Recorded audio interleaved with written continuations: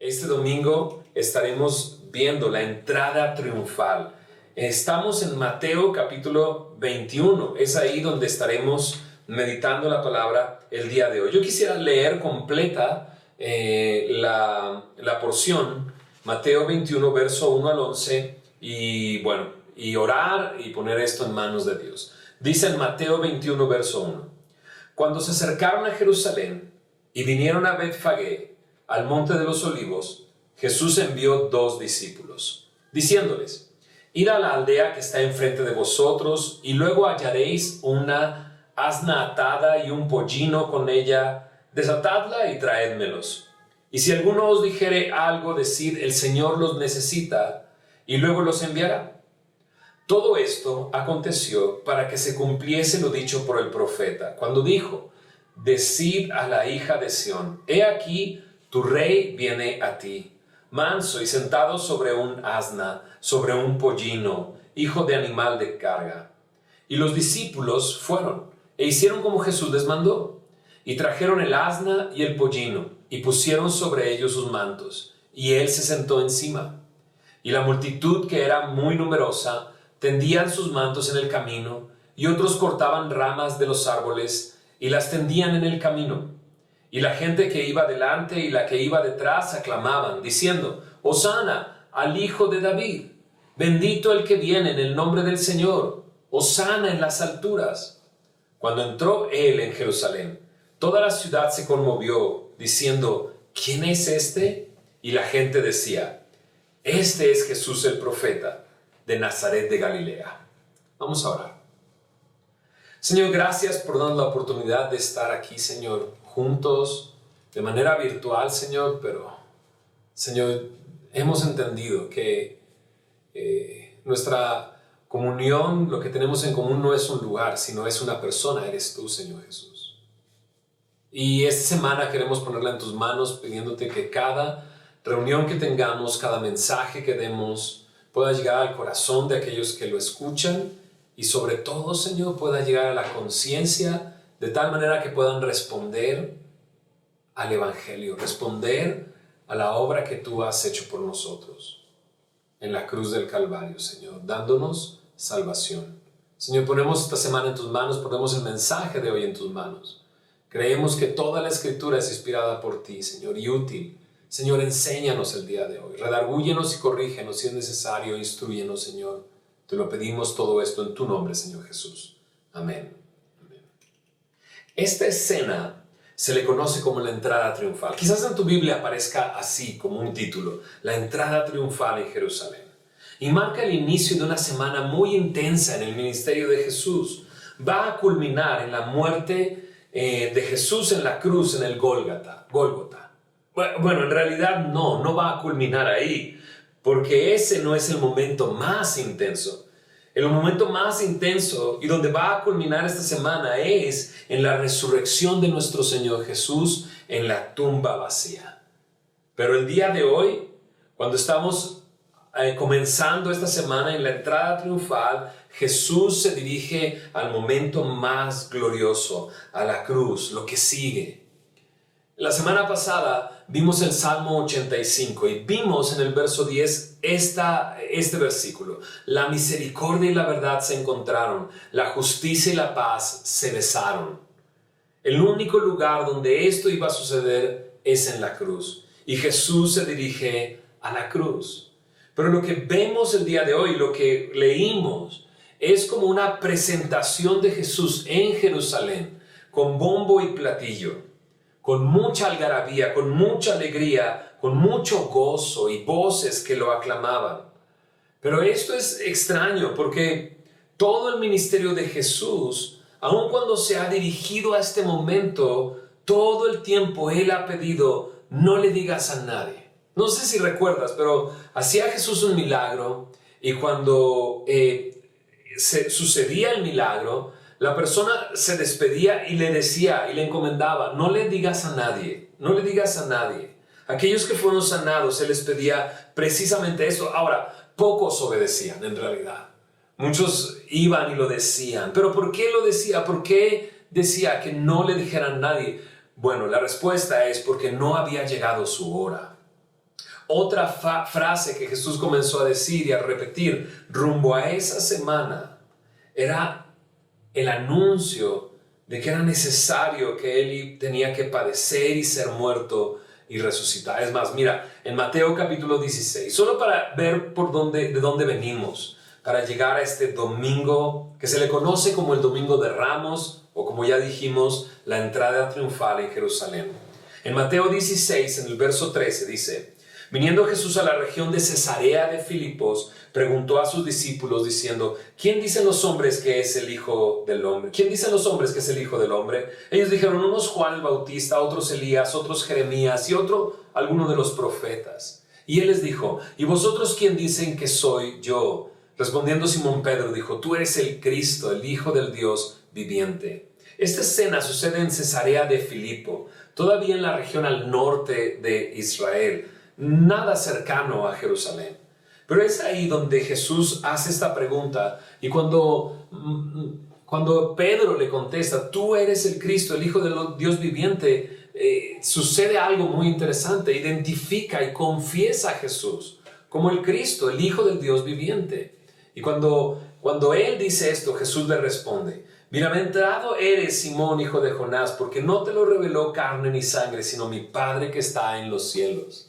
Siempre he dicho que esta frase es una manera muy sutil de decirle a Pedro: no eres tan inteligente, no llegaste tú a esa conclusión, esto te lo tuvo que haber revelado mi Padre que está en los cielos.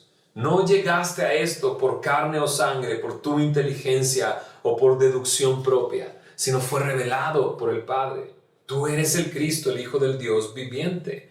Bueno, precisamente a esta frase es a la que Jesús le llama una roca donde edificará la iglesia. Que Él es el Cristo, que Él es el Hijo del Dios viviente. En el versículo 20 dice: entonces mandó a sus discípulos que a nadie dijesen que Él era Jesús el Cristo. Ahí estamos. Jesús estaba repitiendo esto, pero ahora en este momento, justo después de que dice eso, dice en el verso 21: desde entonces comenzó Jesús a declarar a sus discípulos que le era necesario ir a Jerusalén. Es necesario ir a Jerusalén, les decía, pero también continúa diciendo así: y padecer mucho de los ancianos, de los principales sacerdotes, de los escribas, y ser muerto y resucitar al tercer día. Aquí es donde comienza Jesús a anunciar su muerte, a anunciar que está acercándose esa semana, la semana que cambió la historia de toda la humanidad. Es aquí donde comienza Jesús a decirlo, a expresarlo. Bueno, Pedro, como él ya había dicho esto de tú eres el Cristo, de repente pareciera que se siente con confianza, ¿no? Creo que no entendió la indirecta. No eres tan inteligente, Dios te lo reveló, pero él como que se sintió muy inteligente y se acerca con Jesús, lo toma aparte, dice en el verso 22, y comenzó a reconvenirle, le empezó a decir: Señor, ten compasión de ti, en ninguna manera esto te acontezca. O sea, ¿cómo que morir? ¿Cómo que ir a sufrir? ¿Cómo ir a padecer? No. A lo que Jesús, volviéndose a él, le dice: quítate delante de mí, Satanás, me eres tropiezo, porque no pones la mira en las cosas de Dios, sino en las de los hombres. Uy, imagínate cómo se sintió Pedro. De ser levantado a ser completamente humillado. Ahora resulta que le puso incluso este nombre: Satanás. Eres un adversario. Y es que Pedro estaba poniendo la mirada en las cosas de los hombres. Pero Jesús tenía su mirada en las cosas de Dios. En ese momento en que Él iba a sufrir, a morir por nuestros pecados, que comienza en esta semana, en este domingo. Ahora, quisiera decir una cosa. Necesitamos poner la mira en las cosas de Dios, no en las cosas de los hombres. Y sé que es muy complicado en el tiempo que estamos viviendo ahora. ¿Cómo no pensar en que las cosas van a ponerse cada vez peor? ¿Cómo no pensar en el riesgo que hay de perder el trabajo? ¿Cómo no pensar en el riesgo de contraer la enfermedad y que algo suceda más allá de eso. Y yo sé, es difícil, pero Dios está permitiendo todas estas cosas, y cada vez que Dios permite algo en nuestras vidas es porque tiene un propósito para nosotros. Y es necesario pensar de esta manera, para poner nuestra mirada en las cosas de Dios y no en las de los hombres. No te vayas a encontrar siendo de tropiezo para alguno de tus hermanos, para alguno de tus hermanos en Cristo dentro de tu familia que están confiando en Dios en medio de esta crisis que se está viviendo. Pedro estaba haciendo de tropiezo. Estaba haciendo de tropiezo para Jesús. Estaba poniendo la mira en las cosas de los hombres. Pero bueno, regresando a nuestra historia, Jesús comienza a anunciar su muerte a partir de aquí. En Mateo capítulo 17 hay una escena sorprendente acerca de la transfiguración de Jesús. En el monte de la transfiguración sube precisamente a Pedro, a Juan y a Jacobo y lo ven como realmente Él es. Pero cuando Él desciende, de repente en el versículo 22 dice estas palabras. Estando ellos en Galilea, Jesús le dijo: el Hijo del Hombre será entregado en manos de hombres y le matarán, mas al tercer día resucitará. Y ellos se entristecieron en gran manera.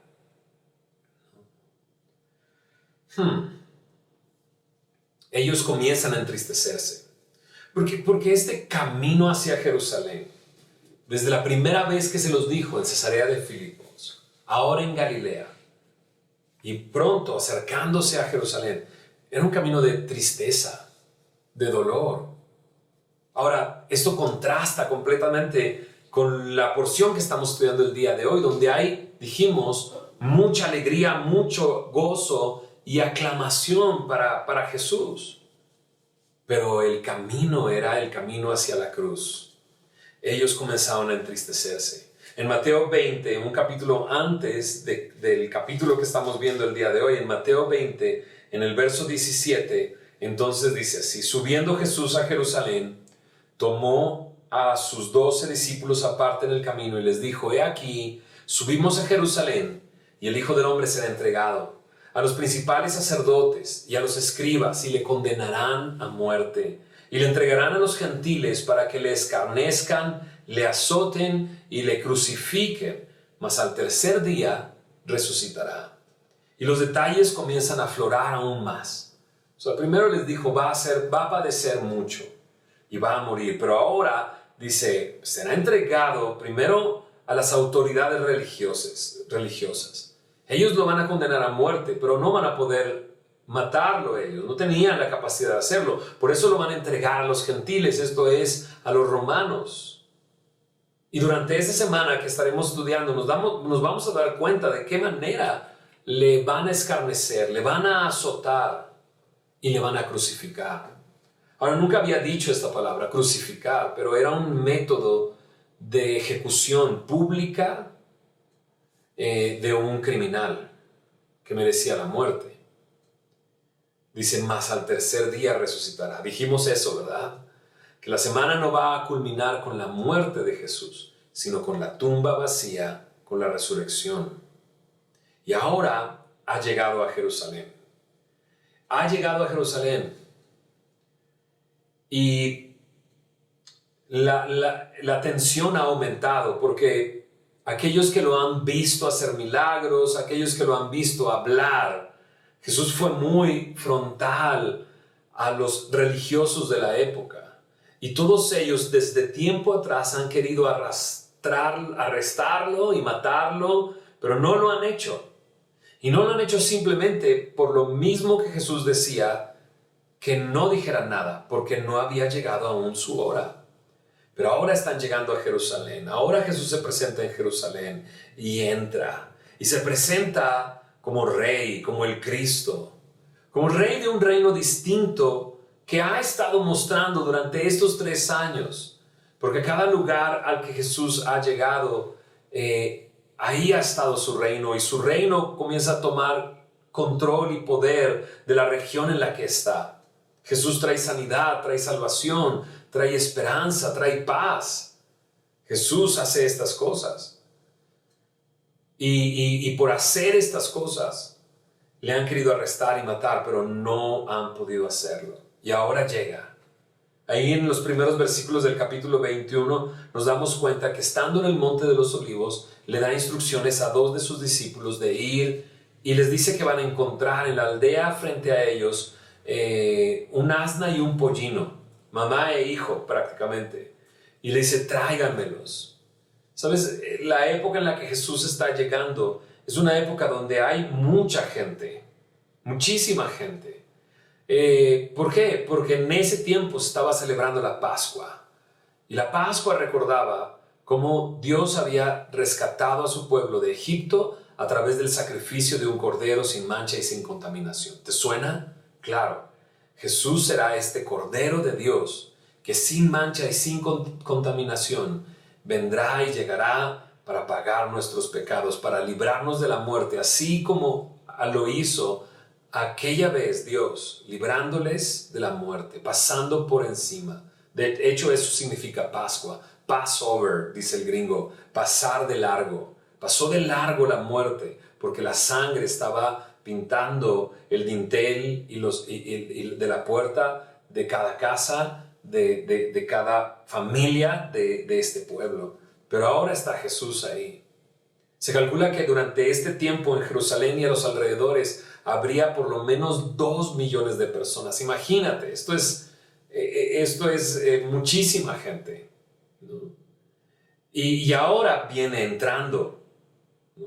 Y dice en el verso 4, bueno, le dice en el verso 2 y 3 las instrucciones. Si alguien les pregunta por qué te estás llevando mi asna, mi pollino, dice, le vas a decir, el Señor los necesita, luego los va a enviar de regreso. Pero en el verso 4 nos da una razón de por qué está dando estas instrucciones, precisamente porque es extraño.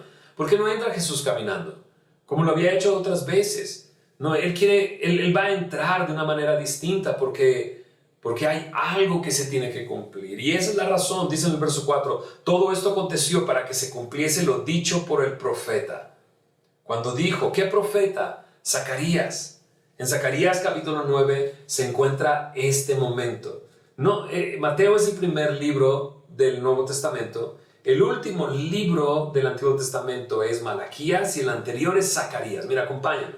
Zacarías capítulo 9, versículo 9. La profecía decía así: alégrate mucho, hija de Sión, da voces de júbilo. Hija de Jerusalén, he aquí tu rey vendrá a ti, justo y salvador, humilde y cabalgando sobre un asno, sobre un pollino, hijo de asna. La hora había llegado y Jesús viene para cumplir esta promesa. Por eso le da estas instrucciones a sus discípulos, de ir por un asna, por un pollino. Ahora, sí, aquí hay una profecía acerca de cómo el Mesías, el Cristo, vendría sentado sobre un asno, sobre un pollino, hijo de asna.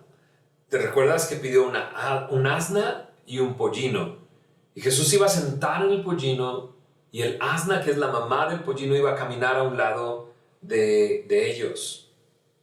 Y Jesús vino para cumplir esta profecía y entonces estaba presentando de esta manera, como aquel que había sido prometido, como el rey que vendría a Jerusalén, a Sión, como el rey que vendría para gobernar. Ahora, el entrar a un lugar sobre un pollino era común en esos tiempos para los monarcas, para los reyes. Los reyes entraban de esa manera, ¿no? Ahora, Zacarías 9:9 dice, alégrate mucho. Eso no está en la versión de Mateo, en el capítulo 21. Eso está omitido aquí. No dice, alégrate mucho, hija de Sión, sino que nada más dice, decida la hija de Sión, he aquí tu rey viene a ti. Y es que esto se iba a convertir en un tiempo de júbilo, un tiempo de alegría, y lo vemos más adelante. Lo he dicho desde el principio, bombo y platillo, alegría, algarabía, ¿no? Pero no lo dice acá en Mateo 21, pero también lo dice otra parte, que dice ahí en Zacarías 9:9, justo y salvador, humilde y cabalgando sobre un asno. Acá solamente dice manso y sentado sobre un asna. No viene justo y salvador. Pero una vez más, creo que nos recuerda esto que vimos en el Salmo 85 la semana pasada. La justicia y la paz se besaron.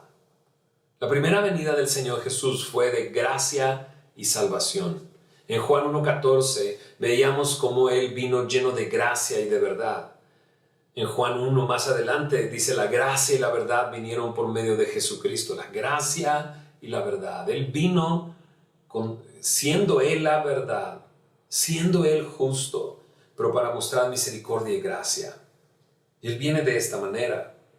Cuando Jesús está a punto de entrar a Jerusalén, dice que lloró por Jerusalén. Había un tremendo amor en el corazón de Jesús por este pueblo que en unos cuantos días más lo iban a rechazar. Iban a gritar, crucifíquenlo. En la primera venida Jesús vino de esa manera. Él vino. La historia de Jesús no es una historia de ficción o de cuentos de hadas. La historia de Jesús no comienza en un érase una vez, en un lugar lejano. No, nos habla de un lugar establecido, fijo, que existe aún el día de hoy. Aún el día de hoy.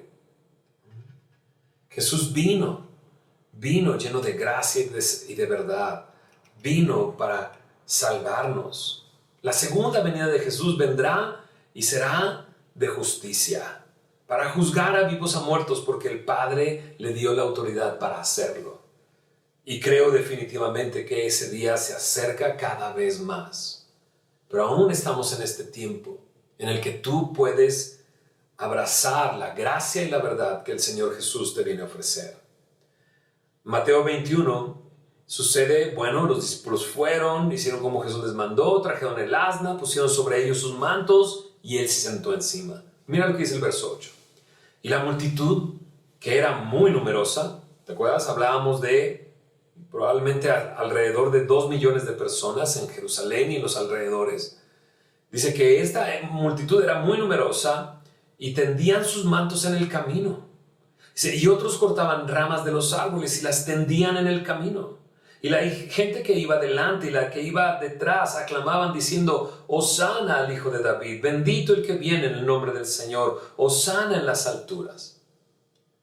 Aquí comienza a entrar Jesús ya sentado en el pollino y avanzando. Comienza a recibir una demostración de honor mientras va en el camino. Las personas comienzan a poner sus mantos delante del lugar donde Él iba a pasar, ramas. Domingo de Ramos se le conoce a este domingo de Palmas, ¿no? Palm Sunday, dice el gringo, ¿no? Y es por esto, porque tendían estas ramas de árboles en el camino por donde Jesús iba a pasar. ¿Y quiénes eran estas personas? Bueno, en los diferentes evangelios nos damos cuenta que eran judíos que vivían en Jerusalén, también algunos galileos que venían acompañándole, gente de Galilea, y también gente de Betania. En Juan capítulo 12 se encuentra esta escena, y si alguna vez recuerdas, Juan capítulo 11 es la resurrección de Lázaro. Jesús resucita a Lázaro. Él estaba muerto y lo resucitó, y algunos venían de este lugar, de Betania, acompañando a Jesús, que daban testimonio de la resurrección de Lázaro. Mira lo que dice en Juan capítulo 12. En Juan 12, en el versículo 17 y 18. Y daban testimonio la gente que estaba con él cuando llamó a Lázaro del sepulcro y le resucitó de los muertos. Por lo cual también había venido a la gente a recibirle, porque había oído que él había hecho esta señal. Entonces había gente así, de Jerusalén, gente de Galilea, gente de Betania, pero están dando este testimonio. Ahora, ¿te imaginas el testimonio? No se nos dice exactamente que Lázaro estaba por ahí, pero imagínate que Lázaro estaba ahí. A él estaba muerto, ¿no? Y otros están escuchando esto. Aquí está el que levantó a Lázaro del sepulcro. ¿Quién podría hacer algo así? Solamente aquel que dijo, yo soy la resurrección y la vida. Ese es el único que puede hacerlo. ¿Quién puede regresar a alguien muerto después de 4 días de muerto? Porque Lázaro estaba en el sepulcro y ya llevaba 4 días. Bueno, ese es Jesús.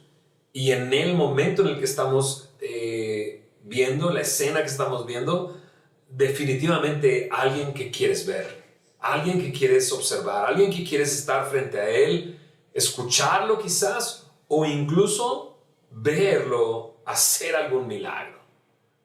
La gente alrededor, delante y atrás, aclamaban y decían: Hosana al Hijo de David. Esta palabra Hosana es como la palabra aleluya. ¿Qué significa? No sabemos, pero las decimos. Incluso algunas veces hasta decimos amén y no sabemos ni siquiera qué significa amén. Hosana significa sálvanos ahora. Qué frase tan interesante. Sálvanos ahora. Pero también dice ahí más adelante, Hosana en las alturas. ¿No? Hosana se había convertido en una expresión de alabanza, así como aleluya, pero su significado original era sálvanos ahora, sálvanos ahora. Ahora, esta gente está diciendo esta frase que para nosotros quizás no nos dice mucho, sálvanos ahora al Hijo de David, pero sin duda tiene mucho que decir. Lo que están haciendo es citar un salmo, que es el Salmo 118, verso 25 y 26. Dice ahí: Oh Jehová, sálvanos ahora, te ruego. Te ruego, oh Jehová, que nos hagas prosperar ahora. Bendito el que viene en el nombre de Jehová. Estaban ellos citando el Salmo 118. El Salmo 118 es un salmo mesiánico, es un salmo que habla acerca del Mesías. De hecho, Jesús lo va a usar un poco más adelante para citar el momento. Mira lo que dice, Salmo 18, 22, 2 versículos atrás. La piedra que desecharon los edificadores ha venido a ser cabeza de ángulo. De parte de Jehová es esto y es cosa maravillosa a nuestros ojos. Jesús va a citar esto más adelante, haciendo referencia a sí mismo. Sin duda es una referencia al Mesías. Estaban reconociendo que venía el Mesías. Así es que él se está presentando así, cumpliendo la profecía como un rey. Según las palabras de estos hombres, como el Cristo. ¿Recuerdas? Pedro dijo: tú eres el Cristo, el Hijo del Dios viviente. Pero también dice ahí: Hosana, hijo de David. ¿Hijo de David? Ese David era ese David que venció a Goliat cuando era un joven, que peleó batallas y ganó muchas batallas para Israel, para su pueblo. Pero no solamente eso, llegó a ser el rey de Israel. El rey que tenía un corazón conforme al corazón de Dios, un hombre conforme al corazón de Dios. Y hay un momento en el que David está ya en paz en su casa, en la ciudad de David, justo abajo de donde se ubicaría el templo más adelante. Pero en el lugar donde iba a estar el templo estaba una tienda de campañas, un tabernáculo, donde se encontraba el arca de Dios. El arca de Dios era el lugar donde Dios estaba en comunión con su pueblo. Su presencia estaba encima del propiciatorio. Ese era el lugar. Y David observa el arca entre cortinas y se da cuenta que él tiene una casa de cedro. Y de repente, 2 Samuel capítulo 7 nos narra que él llama a Natán y le dice: quiero hacer algo. Y Natán le dice: haz lo que tú quieras, ¿no? Y básicamente era hacerle una casa a Dios. Natán se va, pero Dios le habla a Natán durante la noche, y cuando regresa le dice a Natán, a David: no. Y le dice así: no, alguna vez he pedido algo, alguna vez he pedido eso, que me hagan una casa, no. Y le hace un recuento de su vida y le dice: yo te tomé del redil para traerte a este momento, para que fueses príncipe sobre mi pueblo. He estado contigo a cualquier lugar donde has andado. Has vencido a tus enemigos, porque yo he destruido a todos tus enemigos. Te he dado un nombre grande. Y comienza a decirle esto Dios, después de haberle dicho: no, tú no me vas a construir una casa, para luego llegar y decir esto en el verso 12. Y cuando tus días sean cumplidos y duermas con tus padres, yo levantaré después de ti a uno de tu linaje, el cual procederá de tus entrañas, y afirmaré su reino. Afirmaré su reino. Zacarías 9:9. El rey vendrá a ti. Hosana, hijo de David.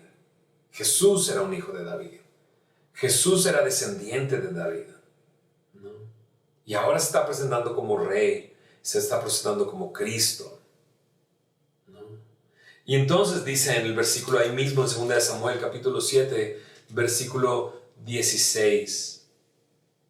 Dice ahí, y será afirmada tu casa y tu reino para siempre, a través de ese hijo, delante de tu rostro, y tu trono será estable eternamente. Lo que le está diciendo Dios a David es, un hijo tuyo es a quien afirmaré su reino. Un reino que será para siempre, un trono que será estable eternamente. Y aquí está entrando a Jerusalén. El rey que viene a ti, Jerusalén, hija de Sión, sobre un pollino, con muestras de honor, poniendo sus mantos y las ramas de los árboles frente a él y clamándole, diciéndole, sálvanos ahora, hijo de David. Sálvanos ahora, hijo de David, bendito el que viene en el nombre del Señor, hosana en las alturas. Y mira lo que sucede en el verso 10.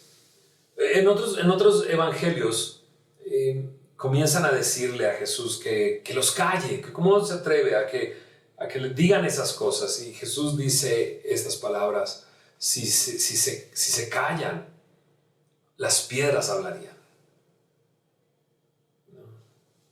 Todo Jerusalén, mira cómo es conmovido. Cuando entró él en Jerusalén, toda la ciudad se conmovió, diciendo, ¿quién es este? Y la gente decía, este es Jesús el profeta de Nazaret de Galilea. Todos se conmovieron. Pero recuerda otro momento cuando todo Jerusalén también se conmovió, en su nacimiento. Sí. ¿Te recuerdas cuando los magos de Oriente llegaron a preguntar a Herodes, que era el rey de los judíos, por el rey de los judíos que había nacido? Herodes se turbó y toda Jerusalén con él. Es el rey. En aquel entonces, porque estaba amenazando al rey Herodes, ¿sabes? Jesús llega y amenaza nuestra vida. Amenaza nuestro reino. Cuando alguien llega así de sólido y soy el rey, soy el Cristo, le anuncian y le piden, sálvanos ahora. ¿Qué vas a hacer? Te vas a unir a ese cántico, te vas a acercar a Él, porque es Él el que pasó, el que sacó de la muerte y del sepulcro, después de 4 días de muerto, a Lázaro. Todo Jerusalén se conmovió y preguntaban, ¿quién es este? Sin duda, esta semana que estemos estudiando los últimos días, la última semana del Señor Jesús, la semana que cambió la historia, necesitamos responder esta pregunta, ¿quién es este? Y si nos damos cuenta de quién es en realidad, todo esto que está sucediendo, sabía Jesús que estaba poniendo en marcha su camino hacia la cruz. En Juan 12, en esta misma escena de Mateo 21, esta se encuentra en Juan capítulo 12. En el versículo 12 comienza la entrada triunfal, pero de repente Jesús habla al final del capítulo 12 porque algunos estaban buscándole, algunos griegos que habían venido a la Pascua. ¿Te acuerdas? Había mucha gente. Jesús les dijo de esta manera en el verso 23 de Juan 12, ha llegado la hora para que el Hijo del Hombre sea glorificado. De cierto os digo que si el grano de trigo no cae en la tierra y muere, queda solo, pero si muere, lleva mucho fruto. El que ama su vida la perderá, y el que aborrece su vida en este mundo, para vida eterna la guardará. Si alguno me sirve, sígame, y donde yo estuviere, allí también estará mi servidor. Si alguno me sirviere, mi Padre le honrará. Ahora está turbada mi alma, dice Jesús. ¿Y qué diré? Padre, sálvame de esta hora. Mas para esto he llegado a esta hora. Padre, glorifica tu nombre. Aquí está. Para esto he llegado a esta hora. Jesús expresa que si no muere, si no cae y muere, queda solo. Pero si muere, lleva mucho fruto. Jesús iba a la cruz para traer fruto para la eternidad. ¿Quién es ese fruto? ¿O qué es ese fruto? ¿Quiénes son ese fruto? Nosotros somos ese fruto. Aquellos que hemos creído en el Señor Jesús tenemos vida eterna. Y somos parte de ese fruto que Él consiguió al morir por nosotros. Sabía que llegaba esa hora. Y sin duda se iba a enfrentar la semana más difícil, las horas más difíciles, pero él dice, ¿qué diré? ¿Qué voy a decirle a mi padre? Sálvame de esta hora. No, para esto he llegado. Solo una pequeña pausa. Creo que Jesús se va un poco más y se mete con nosotros. Y permíteme decirlo así, se mete con nosotros con este tiempo. El que ama su vida la perderá. El que aborrece su vida en este mundo para vida eterna la guardará. ¿Me sirves? Entonces sígueme. ¿Me sirves? Entonces sígueme. Porque donde yo esté, ahí estará mi servidor. Mi Padre le honrará. Creo que esto nos habla a nosotros el día de hoy. Lo que está sucediendo con nuestras vidas están siendo alteradas completamente. No vivimos como vivíamos hace una semana atrás, 2 semanas atrás. No vivimos así. Y probablemente se ponga más difícil y peor en las próximas semanas. Importante que te quedes en casa, ¿no? Lo escuchamos constantemente, una y otra vez. Y estamos en casa y estamos escuchando esto, pero yo sé que lo has pensado. ¿Pero qué va a pasar? ¿Qué va a ser de mi vida? ¿Qué va a ser de mi trabajo? ¿Qué va a ser de mí? Nuestra vida está siendo alterada y creo que puedes tener la oportunidad el día de hoy de... Eso es porque Jesús llega a nuestra vida y amenaza nuestra vida, amenaza nuestro reino. Él llega como rey, deseando gobernar nuestras vidas. Te voy a decir qué es lo que puede hacer Jesús por ti. Perdonar tus pecados, librarte de culpa, librarte de la vergüenza, darte una nueva vida y vida eterna. Es lo que puede hacer Jesús. ¿A poco no resulta un buen rey?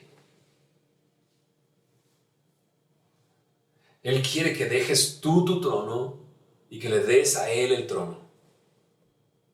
Que le entregues tu vida. Todos están conmovidos. Y yo espero que tú estés conmovido. Porque ha llegado el Rey. Ha llegado el Cristo.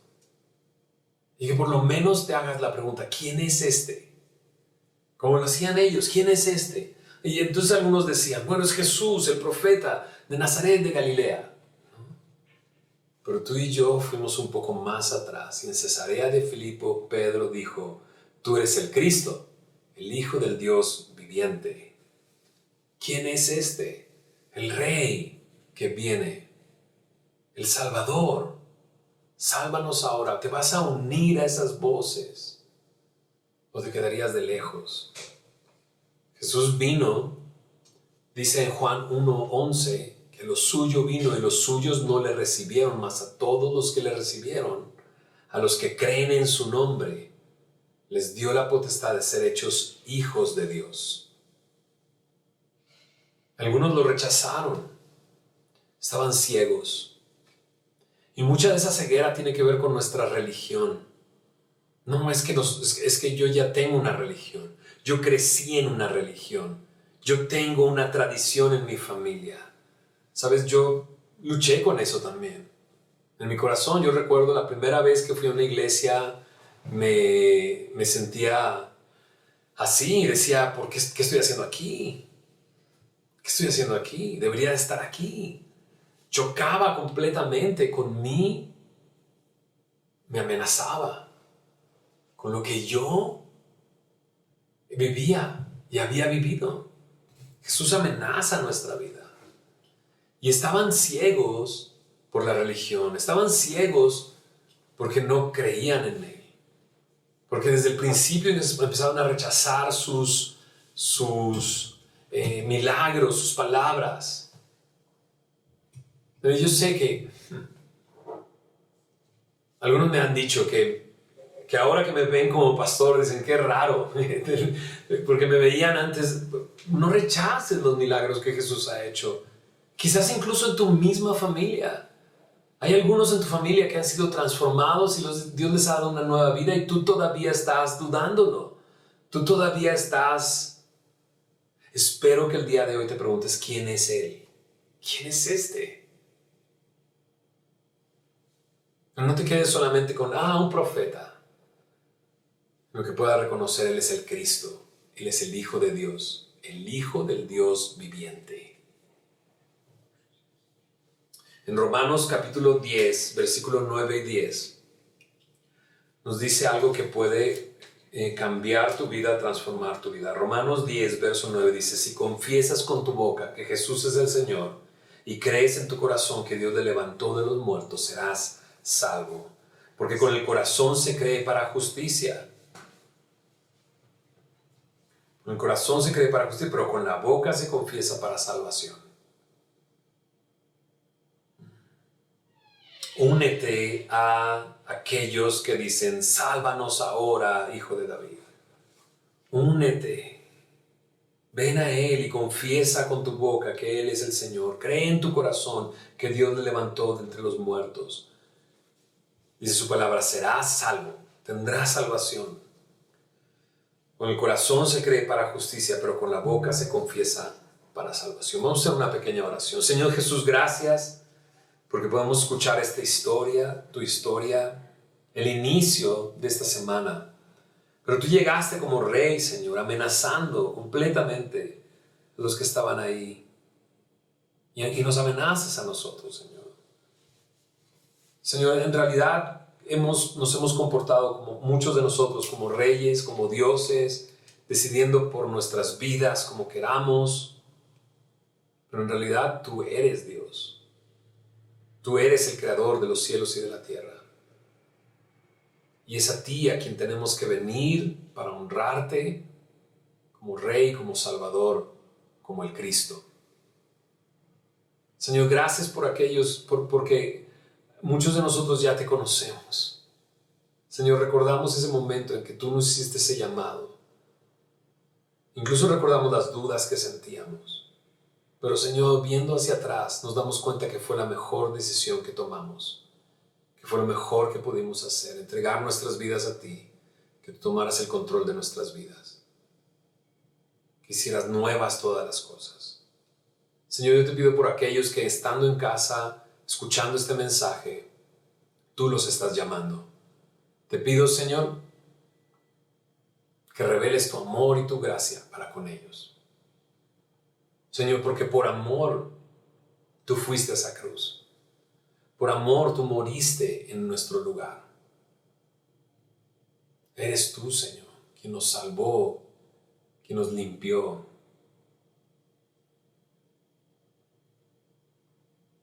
Continúa orando si tú conoces al Señor y pide por aquellos que aún no le conocen. Y si tú no has rendido tu vida a Cristo, hazlo el día de hoy. Te invito a que lo hagas. Si estás convencido en este momento, solamente te pido que cierres tus ojos ahí donde tú estás y repitas esta oración. Le digas estas palabras. Señor Jesús, repítelas después de mí. Si lo puedes hacer en voz alta, hazlo en voz alta. Yo no te voy a escuchar, pero Dios sí te va a escuchar. Dile, Señor Jesús, hoy vengo a ti. Reconozco que he vivido mi vida como yo quiero.